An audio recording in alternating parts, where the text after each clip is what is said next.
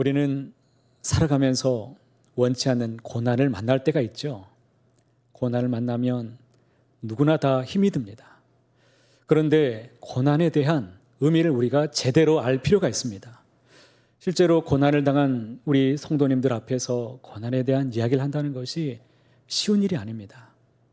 막상 당해보지 않는 그 사람 앞에는 고난은 너무나 힘이 들고 견딜 수 없는 일이기 때문이죠. 하지만 내 삶의 앞에 다가온 그 고난의 의미를 제대로 알게 되면 우리가 고난을 대하는 태도가 달라지게 됩니다. 고난을 바라보는 그 태도가 달라지게 되면 실제 내 삶이 달라지게 된다는 것입니다. 고난에도 종류가 참 다양합니다. 어떤 고난은 내가 잘못해서 스스로 자초한 고난이 있는가 하면 어떤 고난은 내가 잘못도 없는데 환경적인 이유 때문에 어쩔 수 없이 당하는 그런 고난도 있습니다. 또 어떤 것은 하나님께서 우리에게 주시는 이런 허락하시는 고난도 있습니다. 흔히 우리가 고난의 의미를 말하면 이런 말을 대체로 우리 성도님들이 많이 합니다. 이것 또한 하나님께서 우리에게 복을 주시려고 하시는 일일 거야. 잘 견뎌내면 하나님이 우리에게 복을 주실 거야. 맞습니다. 하나님은 우리에게 지금 견딜 수 없는 어려움이 있다면 우리에게 위로를 주시고 힘을 주시는 전능하신 하나님이십니다. 이런 말을 통해서 우리가 서로 위로도 할 수 있고 격려도 될 수 있고 절망 앞에 우리가 넘어지지 않을 수는 있겠지만 그런데 엄밀한 의미에서 본다면 진짜 고난의 의미는 아닙니다. 하나님이 이 고난을 잘 이겨봐라. 그러면 내가 복을 줄게. 이렇게 우리를 인도하시는 분이십니까? 우리가 하나님을 믿는다는 것은 하나님께서 우리에게 좋은 것을 주실 거야. 아니, 하나님은 우리에게 나쁜 것을 주실 리가 없어. 이런 식으로 우리 인간 중심적으로 하나님을 생각하는 것은 아닙니다. 고난의 의미는 고난을 통해서 내가 무엇을 얻는가가 아닙니다. 세상과 나와의 관계에서, 다시 말하면 세상 속에서 살아가는 내 삶 속에서 하나님이 나에게 무엇을 주실 것인가, 여기에서 답을 찾는다면 여러분, 고난의 의미를 거기에서는 답을 찾아낼 수가 없습니다. 고난의 진짜 의미는 하나님과 나와의 관계 속에서 우리는 답을 찾아내야 됩니다. 하나님과의 관계 속에서 고난이 무엇을 나에게 해줄 수 있는가여야 합니다. 진짜 세상 속에서 살아가는 내 삶이, 진짜 삶은 세상 속에서의 삶이 아니라 하나님 안에서의 삶이어야 합니다. 그 삶을 더욱 돈독하게 해주는 것이, 이것이 바로 고난이 우리에게 주는 참된 가치이고 고난의 의미입니다. 고난의 가치는 바로 거기에 있는 것입니다. 우리가 성경 말씀을 함께 읽었습니다. 사도 요한은 pat모섬에 유배를 당하고 있지만 그는 하나님께서 이 교회를 다스리시고 함께 하신다는 놀라운 환상을 그가 보게 되었습니다. 얼마나 위로를 받았는지 모릅니다. 요한계시록 1장 12절과 13절 말씀에 보면 몸을 돌이켜 나에게 말한 음성을 알아보려고 돌이킬 때에 7 금촛대를 보았는데 촛대 사이에 인자 같은 이가 발에 끌리는 옷을 입고 가슴에 금띠를 띠고 있는 모습을 보게 되었습니다. 예수님께서 7 금촛대 이 사이를 거닐고 계신 모습을 보았다는 것입니다. 이 말씀 속에 7 금촛대라는 것이 무엇입니까? 바로 교회를 상징하죠. 그러니까 주님은 발에 끌리는 옷을 입으시고 7 금촛대가 상징하는 교회들 사이를 지금 지나가고 걸으시며 거닐고 계셨다라는 것입니다. 이것은 아주 중요한 말씀입니다. 예수님은 지금도 교회 사이를 거닐고 계시고 성도 한 사람 한 사람을 기억하시고 우리를 살피시고 우리를 그 손으로 붙잡고 계신다는 그 뜻을 갖고 있기 때문입니다. 여러분, 교회 안에 주님이 거닐고 계심을 영안을 열어서 보셔야 됩니다. 우리가 예배드릴 때, 기도할 때, 그리고 교제할 때 주님이 우리 사이에 함께 계시는 것을 눈을 열어서 그 놀라우신 주님의 손길을 꼭 보시기를 바랍니다. 고통 가운데 있을 때, 슬픔이 나를 지배할 때, 믿음으로 살았지만 실패했을 때 예수님께서 권능의 오른손으로 우리 성도들을 붙잡고 계시는 것을 여러분들이 꼭 보셔야 됩니다. 오늘 우리가 불렀던 찬송가 374장의 가사에 보면 이런 가사가 있죠. 나의 믿음 약할 때에 주가 붙드네. 마귀 나를 꾀일 때에 주가 붙드네. 나를 붙드네. 나를 붙드네. 사랑하는 나의 주 나를 붙드네. 할렐루야. 저는 여러분이 예배드리는 우리 사회를 거닐고 계시는 주님의 모습을 꼭 여러분들이 보았으면 좋겠습니다. 예배당 곳곳을 거닐고 계시면서 성도 한 사람 한 사람을 붙들고 계시고 살피시는 우리 주님을 여러분들이 느끼셨으면 좋겠습니다. 무엇보다 고통 가운데 있는 우리 성도들을 권능의 오른손으로 나를 붙잡고 계시는 그 손을 여러분들이 보았으면 좋겠습니다. 주님은 우리의 모든 형편을 다 알고 계십니다. 때로 사람들 앞에서 보이지 않는 눈물, 그것도 다 우리 하나님은 알고 계십니다.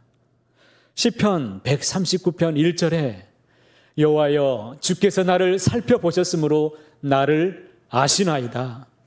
나의 앉고 일어서심을 주님이 다 알고 계시고 나의 생각조차도 다 헤아리시고 알고 계시는 하나님이십니다. 시편 139편 9절과 10절의 말씀 함께 읽겠습니다. 내가 새벽 날개를 치며 바다 끝에 가서 거주할지라도 거기서도 주의 손이 나를 인도하시며 주의 오른손이 나를 붙드시리이다. 이 말씀에 보면 새벽 날개를 치다라는 이 뜻은 빛의 속도를 내가 날아간다고 할지라도 거기서도 하나님께서 나를 쫓아오시며 나를 인도하시고 주의 오른손으로는 나를 붙들고 계시며 나를 안위하시고 인도하신다. 그 말씀이 새겨져 있습니다. 하나님은 저와 여러분의 모든 형편을 살펴보시고 붙들고 계시는 전능하신 하나님이십니다. 꼭 믿으시기를 바랍니다. 서머나는 당시에 인구 10만 명이 살고 있는 중형의 도시였습니다. 당시로는 첨단 도시였습니다. 당시에 과학이 발달되어 있었고 의학이 그리고 경제가 굉장히 발달된 도시였습니다. 무엇보다도 서머나는 당시에 로마의 황제 숭배를 최초로 유치했던 도시였습니다. 그래서 서머나에는 신전들이 가득했습니다. 로마는 충성을 맹세했던 서머나 시민들에게 혜택을 많이 주었습니다. 문화 혜택과 그리고 물질적으로 지원을 아낌없이 해주었습니다. 반면에 황제 숭배의 도시에서 그리스도인들은 과연 어떻게 살았을까요? 우리나라가 70년대, 80년대 그때만 하더라도 그때에 우리나라의 간첩이 굉장히 많았습니다. 간첩을 소탕하기 위해서 우리나라에서 도입했던 게 뭐냐면 신고제를 도입했습니다. 신고하라는 거예요. 제가 초등학교 때 반공정신이 얼마나 교육을 많이 받고 투철했는지 동네에 어느 날 아이들과 함께 놀고 있는데 이 보따리 장수 아저씨가 있었는데 가발을 파는 분이었어요. 가발 장수 아저씨인데 너무 행색이 초라하고 저희들이 봤을 때 저 수상하다. 아이들하고 몇 명이 대화를 나누면서 파출소에 가서 신고했습니다. 그분에게는 좀 미안함이 있어요. 먹고 살기 위해서 아마 가장이었을 텐데 내가 왜 신고했을까라는 그런 생각이 오늘 말씀을 준비하는 중에 막 그분이 떠올랐습니다. 이렇게 당시에 이 소탕의 대상에 1호가 있었습니다. 서머나의 소탕 대상이 누구였을까요? 서머나 교회 성도들이 당시의 소탕의 대상이었습니다. 오직 예수님만이 나의 주님이시다라고 고백했던 그 사람들은 결코 믿음을 끝까지 붙들었던 사람들이었습니다. 황제가 주님이시다 이 말 한 번만 시인하면 그들은 먹고 살 길이 활짝 열립니다. 그런데 그들은 그렇게까지 하지 않았습니다. 끝내 거부했습니다. 그래서 엄청난 환란을 겪어야 했고 로마 당국에서 경제적인 제재를 가했습니다. 그러니 궁핍하고 환란이 찾아오게 되었습니다. 직장도 잃어야 했고 사업도 못하고 직장에서 높은 자리에 올라갈 수조차도 없었습니다. 그래서 서머나 교회 성도들은 가난했습니다. 그리고 교회의 재정은 날로 악화되어서 궁핍했습니다. 예수님을 주로 고백하는 그 순간부터 물질의 풍요로움은 그냥 하루아침에 사라져버리는 것이었습니다. 서머나 교회를 거니시는 하나님께서 우리의 형편을 너무나 잘 아시는 주님이 그들에게 말씀하십니다. 9절에 보시면 내가 내 환난과 궁핍을 알거니와 실상은 내가 부유한 자니라. 아멘. 서머나 교회의 가장 큰 특징을 한마디로 말해본다면 고난받는 교회였습니다. 환난받는 교회였습니다. 이 환난으로 인해서 그들은 너무나 궁핍한 처지에 날마다 놓여 있었습니다. 여러분 생각해 보십시오. 서머나 교회는 사람들이 가장 싫어하는 종합 세트를 다 가지고 있었습니다. 가난이 있었습니다. 고난이 있었습니다. 환난이 있었습니다. 사람들은 이런 교회를 피하고 싶어 합니다. 가지 않으려고 하겠지요. 그런데 서머나 교회의 모든 사정과 형편을 다 아시는 주님께서 실상은 그들 향해서 이렇게 외치십니다. 실상은 내가 부유한 교인이라, 진짜 부자이니라. 우리 하나님께서 그렇게 말씀하셨습니다. 사람들은 가난하고 성도 수가 적고 교회도 볼품이 없으면 별로인 교회라고 간주하죠. 교회가 크고 성도 수도 많이 다니고 그런 교회를 대단한 교회라고 여깁니다. 목회자끼리도 교회가 사이즈가 좀 크게 되면 큰 목회하는 목사님으로 간주합니다. 또 교회가 작으면 작은 목사라고 취급합니다. 목회의 성공 여부를 교회의 사이즈로 평가합니다. 어떤 성도들은 자기가 큰 교회, 유명한 교회를 다니고 있으면 마치 자기가 훌륭한 신앙인, 성도인 마냥 이렇게 생각하는 그런 교회인들도 있습니다. 그러나 주님이 바라보시는 기준은 다릅니다. 세상 사람들이 보는, 겉으로 보는 그런 기준으로 평가하지 않으십니다. 라오디게아 교회를 한번 생각해 보십시오. 그들은 상업도시에 있었기 때문에 물질적으로 굉장히 풍성했던 교회였습니다. 그런데 주님께서 실상은 너희는 가난한 자라고 그렇게 그들에게 평가하셨습니다. 요한계시록 3장 17절 말씀에 보면 내가 말하기를 나는 부자라 부요하여 부족한 것이 없다 하나 내 곤고한 것과 가련한 것과 가난한 것과 눈먼 것과 벌거벗은 것을 알지 못하는도다. 주님이 그렇게 평가를 내리셨습니다. 제가 신학교에서 선교학 강의를 들었을 때 그 강의를 가르치셨던 교수님의 이야기입니다. 이분이 유학생 시절에 함께 같이 공부했던 외국인 친구가 있었는데 이 친구가 한국에 놀러 왔습니다. 그래서 지하철 2호선을 타고 가고 있는데 밖을 보니까 십자가가 얼마나 많은지 이 친구가 물었습니다. 너네 나라는 왜 이렇게 장례식장에 이렇게 많으냐? 이렇게 묻더랍니다. 여러분, 한국 교회를 보시면서 하나님은 과연 어떻게 평가를 내리실까요? 아니, 우리 교회를 보시면서 주님은 어떻게 말씀하실까요? 우리 교회는 주님 보시기에 부유한 교회일까요? 아니면 가난한 교회일까요? 외적인 부유함이 아니라 믿음의 부유함, 말씀의 부유함, 기도의 부유함, 예배의 부유함이 우리 안에 가득히 넘치기를 간절히 소망합니다. 우리가 물질적으로는 아주 풍성하지 않을 수 있다 할지라도 영적으로는 다른 어떤 교회보다도 부유하고 내면에 기쁨이 있고 예배의 감격이 있고 기도의 감격, 기도의 능력과 말씀의 능력, 믿음의 능력이 나타나는 그런 교회가 되기를 주의 이름으로 간절히 축복합니다. 우리 교회를 거니시고 보시는 주님께서 서강교회여 실상은 너희가 부유한 교회니라 이러한 칭찬을 받는 그런 아름다운 믿음의 교회가 되기를 간절히 소망합니다. 오늘 말씀해 보시면 서머나 교회의 성도들을 가장 힘들게 하고 가장 아프게 했던 사람들이 대상이 있었습니다. 그들이 누구일까요? 바로 동족 유대인들이었습니다. 9절 이하에 보시면 이렇게 기록되죠. 자칭 유대인이라 하는 자들의 비방도 알거니와 실상은 유대인이 아니요 사탄의 회당이라. 당시 유대인은 로마 속국으로 살고 있었는데 별로 지장이 없었습니다. 그들은 제사도 드리고 또 황제를 숭배하면서 주라고 시인하면 그냥 되기 때문에 별로 아무런 거리낌이 없이 편안하게 제재 없이 잘 살았습니다. 하지만 황제를 숭배하지 않았던 그리스도인들만은 핍박과 환난이 많았습니다. 동족 유대인들이 고발하기를 저 사람들은 나사렛 예수를 믿는 이교도라고 그렇게 믿는 자들이라고 손가락질했습니다. 황제의 숭배를 거부하는 자들이다라고 고발했습니다. 같은 민족에게 당하는 고통이 이루 말할 수 없이 심했습니다. 이웃이 고발했습니다. 마음에 들지 않으면 직장에서 고발했습니다. 그 모든 것을 보신 주님께서 그들의 실상은 유대인이 아니요 사탄의 회당이니라 라고 그렇게 주님이 그들을 평가하셨습니다. 그런데 이런 일들이 오늘날 우리 교회들 안에도 여전히 비일비재하게 일어납니다. 세상에서만 힘든 것이 아니라 교회에 와도 우리를 힘들게 하는 사람들이 여러 번 만날 수 있습니다. 같이 신앙생활하던 성도의 말 한마디가 가슴에 비수를 꽂아서 나에게 상처를 입히는 경우도 있습니다. 같이 밥을 먹고 형제보다도 더 뜨겁게 친했던 관계였는데 어느 날 갑자기 식어서 등을 돌리는 그런 사람도 있습니다. 나에게 상처를 주고 말 못할 아픔을 주는 사람들이 우리 안에도 있을 수 있습니다. 그런 우리를 향해서 주님이 말씀하십니다. 내가 사람 때문에 어려움을 당하고 내가 사람 때문에 아픔이 많다는 것을 내가 다 알고 있노라.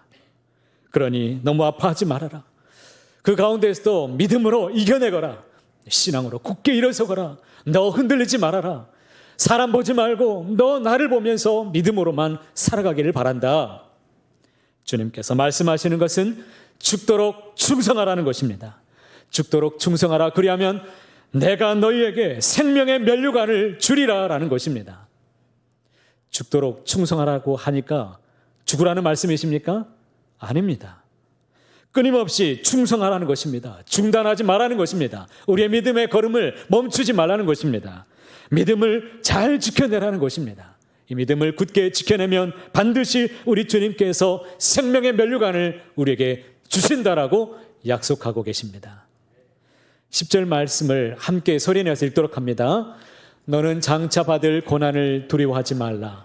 볼지어다 마귀가 장차 너희 가운데에서 몇 사람을 옥에 던져 시험을 받게 하리니 너희가 10일 동안 환난을 받으리라. 내가 죽도록 충성하라. 그리하면 내가 생명의 관을 내게 주리라. 서문화교회는 충성되고 신실한 믿음을 가졌지만 그러나 아쉽게도 그들은 고난이 여전히 계속될 것이라고 지금 말씀하고 있습니다. 그러면서 주님은 장차 받을 고난을 두려워하지 말라고 그렇게 그들에게 말씀하십니다. 저는 이 말씀을 묵상하면서 굉장히 큰 충격을 받았습니다. 그들의 마음이 느껴져서 많이 안타까웠습니다. 그들에게 소원이 있다면 어떤 마음이 있었을까요? 아마도 경제적인 제재 때문에 먹고 살 일이 굉장히 답답했을 것입니다. 자녀를 키우는 일 때문에 많이 아팠을 것입니다. 하나님, 이 일을 좀 풀어주십시오. 이렇게 좀 열리게 좀 도와주십시오. 이런 기도들이 참 많았을 것입니다. 그런데 오늘 이 말씀은 서문화교회 성도들에게 겪고 있는 이 고난을 하나님께서 제거해 주지 않으시겠다라는 말씀이십니다. 오히려 성도들 가운데 몇 사람은 감옥에 갇히게 될 것입니다. 심지어는 그들 중에는 순교를 당하는 사람도 있게 될 것입니다. 우리는 종종 묻습니다. 예수 잘 믿고 말씀대로 살아가는데 왜 이렇게 어려움을 당해야 됩니까? 예수 잘 믿는데 왜 핍박을 당해야 되는 것입니까? 고난을 당하지 않고 예수님을 잘 믿을 수는 없는 것입니까? 어쩌면 서문화교회 교인들이 이런 물음을 갖고 있었을 수도 있습니다. 그럼에도 불구하고 서문화교회 성도들은 교회가 믿음으로 하나가 되었습니다. 서로 아껴주면서 같이 함께 동고동락하며 믿음으로 하나님 앞에 기쁨을 올려드리는 믿음의 사람들이었습니다. 우리는 깨달아야 됩니다. 예수님과 제자들이 함께 탄 배가 갈릴리 바다를 지나가고 있었습니다. 그런데 예수님께서 탄 배도 풍랑이 일어났습니다. 하마터면 배가 뒤집혀져서 죽을 뻔했습니다. 그런데 그 배에 누가 타고 계십니까? 주님이 타고 계셨습니다. 잠시 후면은 예수님께서 이 파도를 향해서 잠잠하라, 고요하라 말씀하시면 성난 파도가 잠잠하게 될 것입니다. 주님께서 우리의 인생의 배에 함께 타고 계시고 우리의 고생함을 알고 계시고 우리 성도들을 한 사람 한 사람을 붙잡고 계시고 힘을 주시고 계시기 때문에 우리는 이 풍랑을 안전하게 지나가게 될 것입니다. 어떠한 인생의 파도가 크게 친다고 할지라도 우리 주님이 함께 계시면 이 또한 지나가게 될 것입니다. 그래서 주님은 당당하게 우리에게 말씀하십니다. 너는 장차받을 고난을 두려워하지 말라. 내가 너와 함께 할 것이니 너는 두려워하지 말아라. 염려하지 말아라. 오히려 성도들에게 강하고 담대할 것을 권면하고 계십니다. 죽도록 충성하라. 그리하면 내가 생명의 면류관을 너에게 줄 것이다. 할렐루야. 환난과 궁핍한 서머나 교인들에게 주시는 주님의 권고는 죽도록 충성하라는 것입니다. 무슨 일이 있어도 믿음을 지키라는 것입니다. 중단하지 말라는 것입니다. 그 믿음의 길을 끝까지 완주하라는 것이었습니다. 서머나 교회는 교회사에서 믿음을 지켜낸 아주 유명한 교회입니다.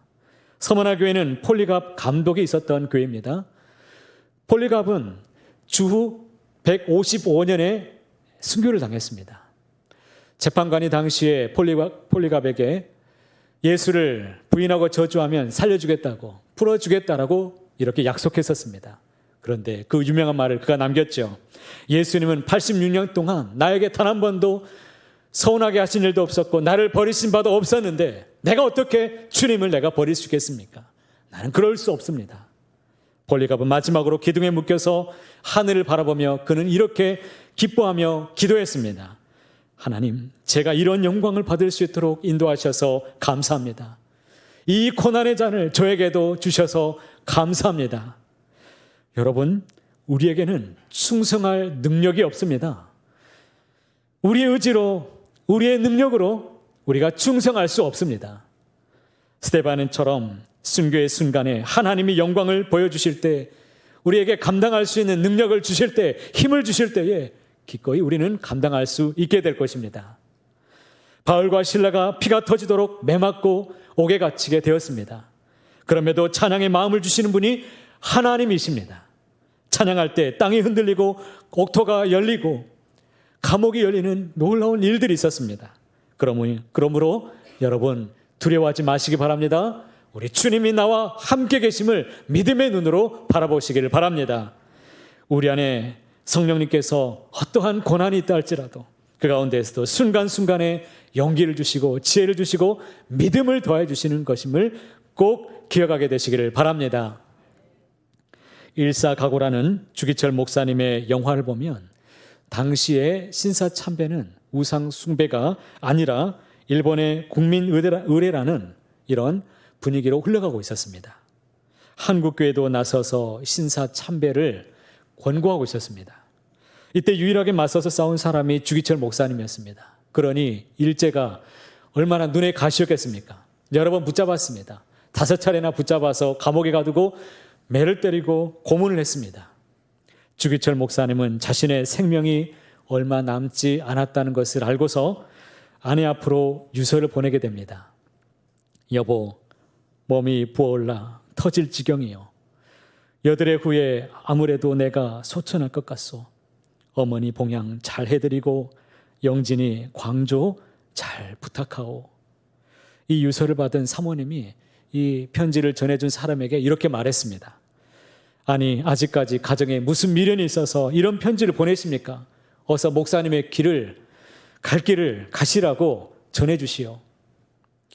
주기철 목사님은 자신의 예감한 대로 진달래꽃이 흐드러지게 피는 4월 21일 저녁 9시에 하나님의 부르심을 받으셨습니다. 저 천국에서 아마도 주님이 맞이하실 준비를 하셨을 것이고 이렇게 면류관을 주심으로 그렇게 끌어안고 계셨을 것입니다. 사랑하는 성도 여러분, 예수님은 이 시간 예배당 곳곳을 거닐고 계시고 우리를 살피시고 돌보시는 주님이심을 꼭 기억하시길 바랍니다. 무엇보다 고통 가운데 있는 우리 성도들을 권능의 오른손으로 붙잡고 계시고 우리 아픔을 아시고 꼭 우리를 선한 곳으로 인도하여 주실 것임을 꼭 기대하시기를 바랍니다. 우리의 모든 사정을 다 알고 계시는 주님과 함께 오직 믿음으로만 승리하시는 저와 여러분의 모든 삶이 다 되시기를 높으신 주님의 이름으로 간절히 소원합니다.